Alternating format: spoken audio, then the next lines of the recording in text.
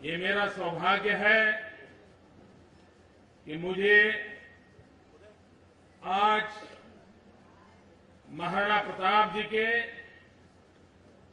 जन्म जयंती के पावन पर्व पर इस वीर भूमि पर आने का सौभाग्य मिला है।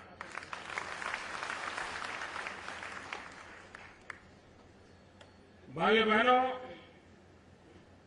उदयपुर आकर के महाराणा प्रताप के संबंध में कुछ मैं बोलूं तो आपको लगेगा भाई हम तो बचपन में से इसी बातों से पले बड़े हैं और इसलिए मैं वो दुस्साहस नहीं करूंगा, क्योंकि उसमें वो विषय ऐसा है कि यहां बैठा हुआ हर व्यक्ति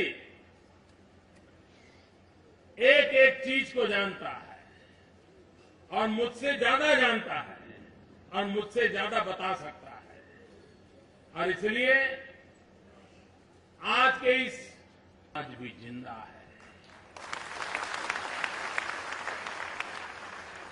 और न ही वो सिर्फ जिंदा है, वो हमें जीने की राह दिखाते रहते हैं। क्या कारण है? वो हमें जीने की आश बंधाते रहते हैं। क्या कारण है? और इन सवालों के जवाब हर पीढ़ी ने खोजते रहना चाहिए, हर पीढ़ी ने अपने आप को पूछना चाहिए। भाइयों बहनों, कभी एक पल के लिए सोचें, वैसे तो राज परिवार से नाता था, शासन व्यवस्थाएं थी, लेकिन कभी सुना है कि एक पल भी उन्हें अपने जीवन काल में विश्रांति का समय मिला था? नहीं मिला था। जीवन का हर क्षण, शरीर का हर कण सिर्फ मातृभूमि के लिए खपा दिया था उस महापुरुष ने। और इसलिए आज भी हम स्मरण करते हैं, हम उनसे प्रेरणा लेते हैं। आज के समय में अगर राणा प्रताप होते तो क्या होता, इस कालखंड में वो होते तो क्या होता? ये जितने दुनिया में सो कॉल्ड सेक्युलर हैं, उन्होंने नोच लिया होता,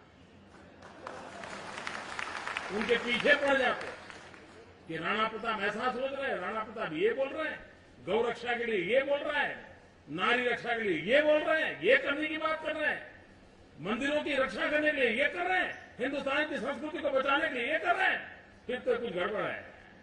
ऐसा ही कर देते। और इसी मानसिकता वाले लोगों ने जनता के दिलों में तो राणा प्रताप है, लेकिन इतिहास के झरोखों से मिटाने के लिए कोई कसर नहीं छोड़ी है दोस्तों, कोई कसर नहीं छोड़ी। और कुछ लोगों को तो लगता है कि हिंदुस्तान का इतिहास एक परिवार से शुरू होता है और एक परिवार में टिका रहता है, जैसे इस देश में किसी ने कुछ किया ही नहीं है, न त्याग किया है, न बलिदान किया है, किसी को पता तक नहीं है, लोगों को भुला दिया जाता है। और इसलिए भाइयों बहनों, ये देश बहुरत्ना वसुंधरा है। हर युग में महापुरुष पैदा हुए हैं, हर युग में वीर पुरुष पैदा हुए हैं, हर युग में समाज के लिए जीने वाले, जूझने वाले और जान की बाजी लगाने वाले लोगों की परंपरा रही है इस देश में। ये देश की विशेषता। मित्र, 1200 साल तक हिंदुस्तान गुलाम रहा। कोई वर्ष ऐसा नहीं है, कोई साल ऐसा नहीं है कि हिंदुस्तान के किसी न किसी कोने में आजादी की ललक के साथ लोगों ने अपने आप को बलि न चढ़ा दिया। जो भी सल्तनत आई, जो भी शाही ठाट आया, सबके खिलाफ लड़ने का ताकत इस देश के अंदर रहा है। लोग लड़ते रहे, जूझते रहे, गुलामी को मन से कभी इस धरती ने स्वीकार नहीं किया था। और जिसको जो मौका मिला वो लड़ाई लड़ता रहा, और इंसान तो क्या, चेतक तक लड़ता रहा। ये स्वाभिमान की लड़ाई थी। लेकिन कैसा दुर्भाग्य है, देश के वीर पुरुषों को भुला दिया जाता है।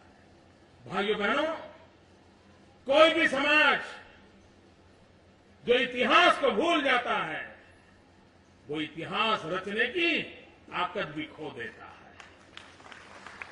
इतिहास वो ही रच सकते हैं जो इतिहास से प्राण शक्ति पाते हैं। और इसलिए हमारे विराट संस्कृति, हमारे आदर्श, हमारे वीर पुरुषों की गाथाएं वो पीढ़ी दर पीढ़ी संक्रमित होने चाहिए। हर पीढ़ी को उसका पता होना चाहिए और हर पीढ़ी को उसका गर्व होना चाहिए। ये परंपराएं बनानी चाहिए। और उस अर्थ में मुझे आज आपके बीच आकर के वो प्रेरणा के पीयूष पीने का अवसर मिला है। मेरे जीवन को धन्यता मिली है, एक नई शक्ति मिली है। हम कभी सोचे कि आज क्या राणा प्रताप ने जो जो किया, जिन जिन बातों के लिए जीवन लगा दिया, आज वहां पर इन सारी चीजों में से किसी बात के लिए चिंता है क्या? किसी बात की चिंता है? अगर ऐसा ही हाल रहा तो भाइयों बहनों, इन देश के वीर महापुरुषों के बलिदान का क्या होगा? भाइयों बहनों, जीवन को आहूत करने के संकल्प किए थे। हमारे गुजरात के अंदर एक लोक कथा बड़ी प्रचलित है और बड़ी प्रेरक है। उदयपुर से सटा हुआ हमारे विजयनगर पाल के जंगल है, इसी नजदीक के इलाके में है। और महाराणा प्रताप जब अपने एक के खातिर उन जंगलों में गुजारा करते थे, गुजरात के विजयनगर पाल के जंगलों में घूमते थे, एक बार वो पत्थर की चट्टान पर लेटे हुए थे और इतने में एक नौजवान कपल वहां से गुजरता था, जिसको प्यास लगी थी। वो पानी की तलाश कर रहा था। उसको लगा कि पत्थर की चट्टान पर ये महाशय सोए हैं, शायद उनको मालूम होगा कि नजदीक में कहीं पानी है क्या। तो वो चट्टान की तरफ गए। वो लोहारी काम करने वाला समाज था और राणा प्रताप के लिए उन्होंने वचन निर्णय किया था कि जब तक राणा प्रताप का सपना पूरा नहीं होता है, हम घर नहीं बसाएंगे। बैलगाड़ी में अपना सामान लेकर के आज भी गांव गांव भटकते हैं, 400 साल के बाद भी भटकते हैं उस सपने के लिए। देश की विशेषता देखिए, उसी समाज के वो दो लोग थे। उन्होंने राणा प्रताप जी से प्रार्थना की, साहब हम लोग प्रवासी हैं, नजदीक में कहीं पानी होगा, आप कोई रास्ता दिखा सकते हैं? तो महाराणा जी, उनको पता नहीं था वो किससे बात कर रहे हैं, न उन यात्री को पता था वो किससे बात कर रहे हैं। राणा प्रताप जी ने उनके सामने देखा, उन्होंने कहा कि आप दो लोग ही निकले हो? बोले हम दो लोग निकले। तो बोले आपके संतान साथ नहीं गए हो क्या? नहीं नहीं, बोले हमें संतान नहीं है। तो महाराणा प्रताप जी को लगा कि अरे भाई मैंने ऐसा सवाल क्यों पूछ दिया, बेचारों को दुख हुआ होगा। तो उन्होंने अपना संकोच से कहा, अरे अरे क्षमा कीजिए, मैंने आपको पीड़ा पहुंचे ऐसा सवाल पूछ लिया। नहीं नहीं, बोले पीड़ा पहुंचने की बात नहीं है, ये हमारे लिए गर्व की बात है कि हमारा संतान नहीं है। बोले गर्व की बात है, क्यों? तो बोले हमने प्रण लिया है। दो सामान्य लोग, लोहारी काम करने वाले परिवार के लोग, पैदल जाने वाले गरीब अवस्था के लोग, महाराणा प्रताप जैसे वीर पुरुष के सामने खड़े रह करके कहते हैं हमने प्रण लिया है कि जब तक महाराणा प्रताप मेवाड़ की धरती पर विजय ध्वज न फहराए, तब तक हम संसार सुख नहीं मनाएंगे और इसलिए हमें बच्चे नहीं हैं। आप कल्पना कर सकते हैं उस समय राणा प्रताप के मन को क्या हुआ होगा। क्या कभी राणा प्रताप ने भी सोचा होगा कि उनकी इस लड़ाई में कहां कहां से लोग लगे होंगे, किस किस प्रकार से लोग अपना जीवन लगाते होंगे, और तब जाकर के विजय होता है। और जब हल्दी घाटी की लड़ाई हुई, मेरे 5 चितरिया विजयनगर के आदिवासी वीर लोग वो तीर कमान लेकर के उस लड़ाई के मैदान में उतरे थे। उनको जो सूझता था उस प्रकार से राणा प्रताप विजयी हो, इसलिए अपने आप को बलि चढ़ाने के लिए काम में लगे थे। भाइयों बहनों, छोटे छोटे लोगों की जिंदगी, उसकी एक अपनी ताकत होती है, एक अहमियत होती है, और उस अहमियत का भी हम स्मरण करते हैं, और वही तो इतिहास के अंदर नई प्राण शक्ति देती है, नई ताकत देती है। भाइयों बहनों, इन वीर पुरुषों ने अपना जीवन क्यों दिया था? तिरंगे झंडे के लिए लोग फांसी के तट पर क्यों चढ़ गए थे? भगत सिंह, सुखदेव, राजगुरु अपने जीवन को क्यों खपा दिया था? आजादी के लिए मरने वाले लोगों ने अंडमान निकोबार के अंदर अपनी जिंदगी क्यों खपाई थी? इस देश को एक उत्तम स्थिति में देखने के लिए, भारत माता को जगत गुरु के स्थान पर देखने के लिए हिंदुस्तान का हर नागरिक सुख और वैभव की जिंदगी जिए, इसलिए दिया था। लेकिन दिल्ली में बैठे हुए लोगों ने उन बलिदानों को ध्यान रख करके क्या कभी कोशिश की है? मैं दुर्भाग्य से, दुख से कहना चाहता हूं कि जरा सी भी चिंता नहीं की गई है। अगर थोड़ी सी भी इन वीर पुरुषों के त्याग तपस्या को याद किया होता तो देश का शासन ऐसा नहीं होता, देश की सरकार ऐसी न होती, और इस तबाही के बंजर में देश न फंसता।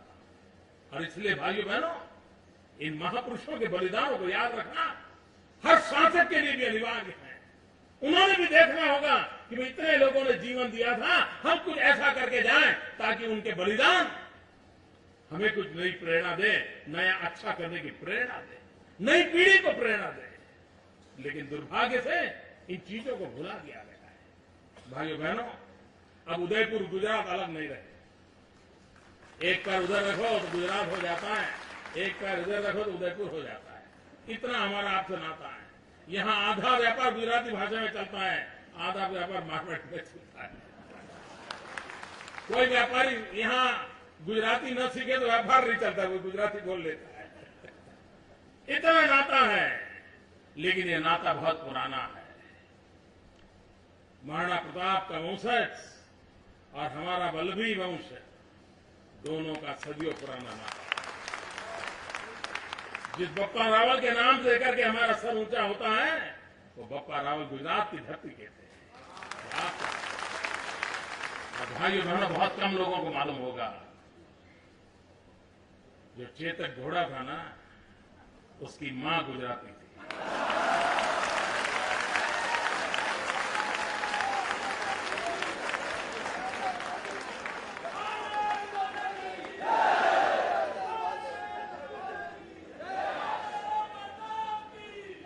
और ये गर्व आज भी गुजरात के अंदर अश्वपालन में लगे हुए जो लोग हैं, इस बात को बड़े गर्व के साथ कहते हैं कि हम इन घोड़ों के क्षेत्र में काम कर रहे हैं। हमारी प्रेरणा वो है कि हमने चेतक दिया, ये मिला है। अगर एक चेतक भी 400 साढ़े 400 साल के बाद भी एक सामान्य अश्वपालक को प्रेरणा दे सकता है, तो भाइयों बहनों, इतिहास हम लोगों को कितनी बड़ी ताकत दे सकता है। इतिहास का निरंतर स्मरण होना चाहिए, इतिहास से प्रेरणा लेनी चाहिए, और इतिहास के अनुकूल नए इतिहास की रचना के लिए हमने कदम उठाने चाहिए। और आज भाइयों बहनों, गुजरात विकास की नई ऊंचाइयों को पार करता चला जा रहा है। हमारा देश ऐसा है, करीब करीब सभी राज्य पानी को लेकर के कोई न कोई झगड़ा चल रहा है। एक राज्य का दूसरे राज्य के साथ पानी के कारण कहीं न कहीं तनाव, विवाद, झगड़े चल रहे हैं, कोर्ट कचहरियां चल रही है। यह आपने सुना होगा। एकमात्र अपवाद हिंदुस्तान में आजादी के बाद है, भाइयों बहनों, मैं गर्व से कहना चाहता हूं, वो गुजरात है। वरना पानी देने के लिए कोई राज्य तैयार नहीं होता है, और पानी देना है ना, सारा समाज उसके प्रति बड़े अहोभाव से देखता है, पानी देने के लिए तैयार नहीं होता है। कोई न कोई झगड़े डालेगा, कोई न कोई कोर्ट कचहरी करेगा, कुछ न कुछ करेगा। लेकिन भाइयों बहनों, मेरा ये सौभाग्य रहा कि सरदार सरोवर डैम, नर्मदा योजना, उसको आगे बढ़ाते हुए राजस्थान की धरती पर मां नर्मदा मैया का पानी पहुंचाने का सौभाग्य मुझे मिला। कोई विवाद नहीं हुआ, कोई कोर्ट कचहरी नहीं हुई। और आज जालोर के बेल्ट में चले जाइए, चारों तरफ जो रेगिस्तान था वो आज हरियाला दिख रहा है। और जब ये करते हैं तो लगता है चलो राणा प्रताप की धरती को कर्ज चुकाने का हमें एक मौका मिला। ये मिजाज चाहिए देश के लिए, ये मिजाज चाहिए।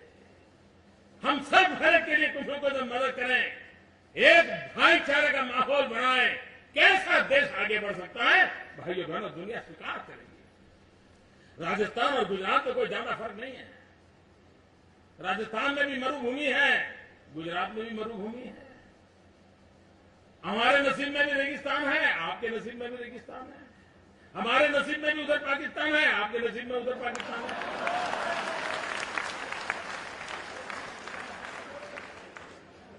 उसके बावजूद भी अकाल अगर राजस्थान में होता है तो अकाल गुजरात में भी होता है। पानी की किल्लत अगर राजस्थान को होती थी तो पानी की किल्लत गुजरात को भी होती थी। लेकिन इन सब के बावजूद भी भाइयों बहनों, कृषि विकास के अंदर आज गुजरात नेतृत्व कर रहा है। आज गुजरात आगे बढ़ रहा है।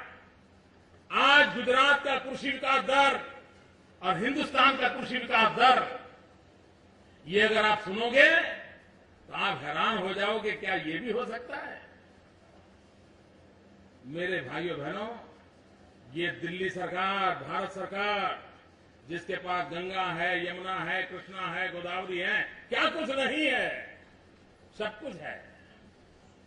लेकिन हिंदुस्तान का एग्रीकल्चर ग्रोथ सिर्फ 3% है, सिर्फ 3%। और जिस गुजरात के पास ऐसी बड़ी बड़ी नदियां नहीं हैं, बारिश भी कम रहती है, वहां आज एग्रीकल्चर ग्रोथ है 11%, 11%।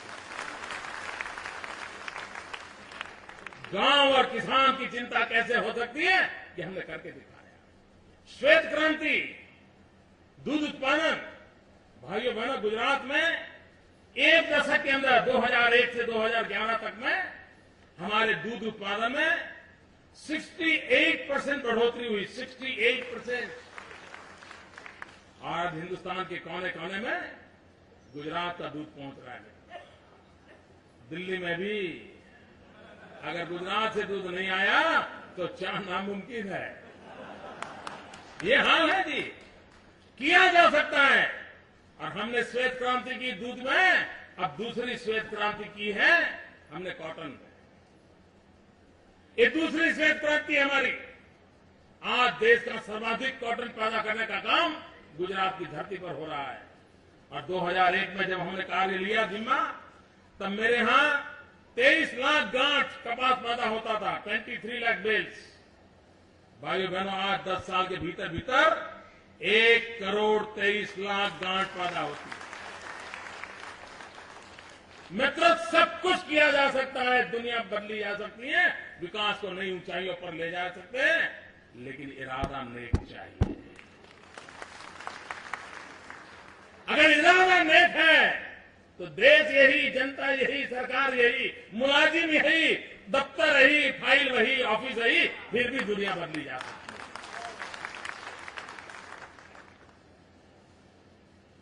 नेक इरादे चाहिए, लेकिन इरादे नेक कहां से?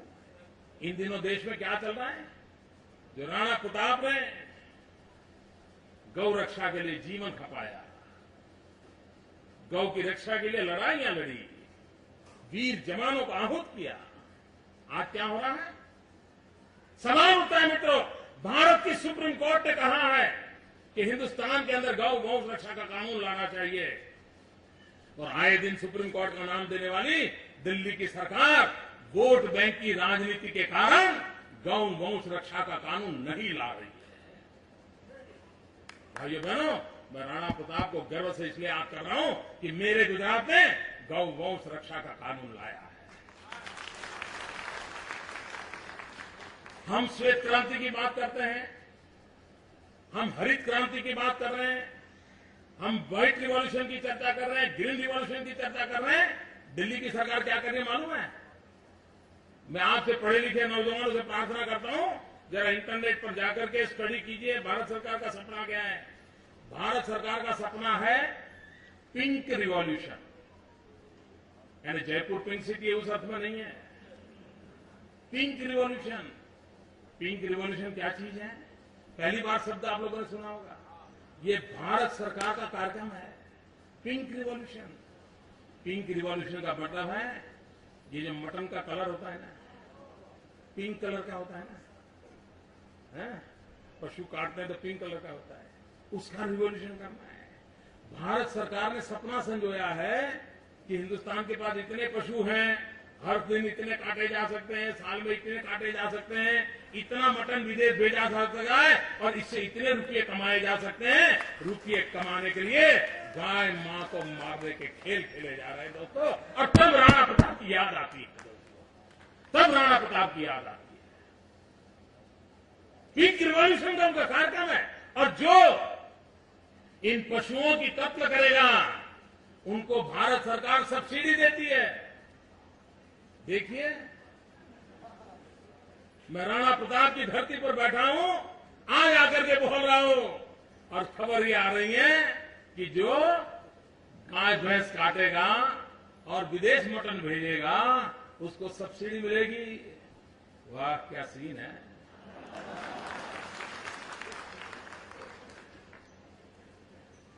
मित्रों, ये ऐसे लोग हैं, अगर कॉटन को विदेश में भेजे तो वो ड्यूटी लगाते हैं, लेकिन मटन को विदेश भेजे तो वो सब्सिडी देते हैं। और इसलिए गांव किसान की परवाह नहीं है, किन चीजों का प्रोत्साहन दिया जा रहा है।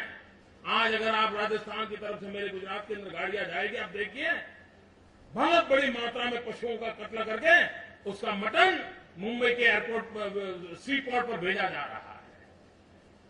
कोई रोकने वाला नहीं है। और जब मैंने गुजरात में रोकना शुरू किया तो रेलवे से भेजना शुरू किया।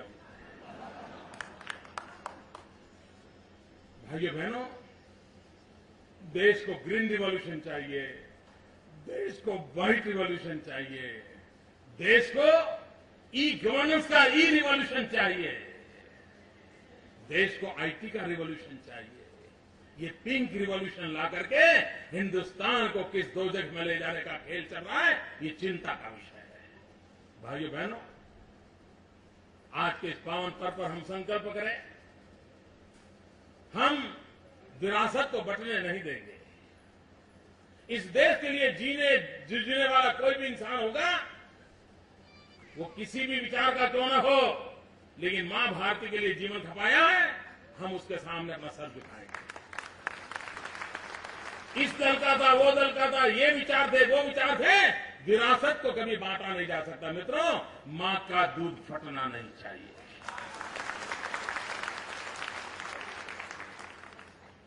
और इसलिए भाइयों बहनों, विरासत को बटने का जो षड्यंत्र चल रहे हैं, हम संकल्प करें। हमारे लिए गांधी भी हमारे हैं, नेहरू भी हमारे हैं, राणा प्रताप भी हमारे हैं, सबको ही हमारे हैं। ये भाव जगाना होगा। जिन लोगों ने इनको बाहर किया है उनसे हमें जागरूक होना होगा। मैं तो हैरान हूं, वीर सावरकर के लिए क्या कुछ दिल्ली के नेता बोल रहे थे, अपनी जवानी खपा दी देश की आजादी के लिए। भाइयों बहनों, एक ऐसा काम करते हैं, हिंदुस्तान के आजादी के जंग को दो मुख्य धारा रही, एक क्रांतिकारी की और एक अहिंसक आंदोलन की। और मजा देखिए, दोनों का नेतृत्व गुजरात में था। अहिंसक आंदोलन का नेतृत्व महात्मा गांधी ने किया, सरदार पटेल ने किया, और सशस्त्र क्रांति का नेतृत्व श्यामजी कृष्ण वर्मा, मैडम कामा, सरदार सिंह राणा ने किया। वो दोनों गुजराती थे। और श्यामजी कृष्ण वर्मा लंदन के अंदर इंडिया हाउस बनाया था, और कर्नल वाइली के हत्या करने का काम मदन लाल धिंगरा ने करके वो शहादत बोली थी। उसी इंडिया हाउस को बनाने वाले श्यामजी कृष्ण वर्मा थे। वीर सावरकर समेत अनेक वीर पुरुषों को प्रेरणा देने का काम श्यामजी कृष्ण वर्मा ने किया था। वे श्यामजी कृष्ण वर्मा 1930 में उनका स्वर्गवास हुआ, विदेश की धरती पर हुआ, और मरते समय लिख के गए थे कि जब हिंदुस्तान आजाद हो तब मेरे अस्थि हिंदुस्तान ले जाना, और वहां की पवित्र धरती पर मैं जाऊंगा तब मुझे संतोष होगा। कैसी देशभक्ति देखिए, 1930 में लिखा था। 1947 में जब हिंदुस्तान आजाद हुआ तो 15 अगस्त को आजाद हो गया, जो भी फटाके वटाके फोड़ने थे फोड़ दिए। 16 अगस्त को पंडित नेहरू का पहला काम होना चाहिए था कि इस स्वामी कृष्ण वर्मा की अस्थि हिंदुस्तान ले आए, लेकिन नहीं किया भाई, क्योंकि वो मानने को तैयार नहीं कि देश में किसी औरों का भी त्याग था। नहीं हुआ। आपको जानकर के हैरानी हुई, 73 साल तक श्याम जी कृष्ण वर्मा की अस्थि जिनेवा के अंदर इंतजार करते रहे कि कोई भारत मां का लाल आएगा, कभी न कभी आएगा और मेरे अस्थि आजाद हिंदुस्तान की धरती पर ले जाकर के मेरे मन को संतोष देगा। 73 साल तक किसी ने नहीं किया। भाइयों बहनों, वो सौभाग्य भी मुझे मिला। मैं जिनेवा गया, श्याम जी कृष्ण वर्मा की अस्थि अपने कंधे पर उठा के ले आया। और आज कच्छ के मांडवी में मैंने वैसा इंडिया हाउस बनाया है जैसा लंदन में हमारे क्रांतिकारियों ने वैसा ही बनाया है।